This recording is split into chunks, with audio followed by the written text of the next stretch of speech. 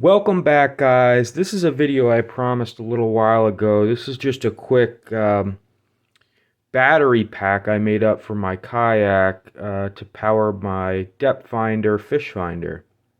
So this is just a small Pelican style box, completely waterproof.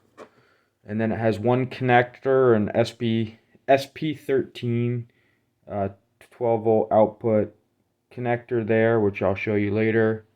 That's where I would plug in the power cord from my depth finder. That's really it. That's the only holes in here. Um, Inside the box, you'll see there's not a whole lot in here, but we got two power banks. Okay, so there's a bunch of different kinds of these you can get. These are basically made for jump starting a vehicle, small vehicles. But the nice thing about these is they're just like a regular power bank, except they have an output for 12 volts. So that's exactly what we need for a fish finder on our kayak because it's going to accept 12 volts. So these ones are roughly 2.5 amp hours at 12 volts. So I have two of them in here, and I can run my depth finder for a little bit over 5 hours because it draws a little less than an amp at 12 volts per hour. So these are what they look like. This is the connector that you're going to need to purchase to be able to connect this battery bank over to whatever your output connector is. So here's what these little connectors look like. You can get these on Amazon. So this is called an EC5, I believe, EC5 connector. And these can handle like crazy amperage at 12 volts. But you're going to need to get one of these so that you can plug it into here and make up your pigtails to go to whatever your connector is going to be. I would suggest buying these already pigtailed. You know, preferably you can get them with little round connectors on the other end. And you could use, probably the simplest solution would be a binding post. Mount that on there, and then you could literally just take those connectors, screw them onto here, and you're done. So that's a nice option. It's not waterproof, but it's still a nice option. You know, most people would probably be plugging their depth finder right into a, marine battery on their boat anyway, so it doesn't really matter that you have these binding posts out there. The option that I used was an SP13 connector. These are really nice little waterproof connectors.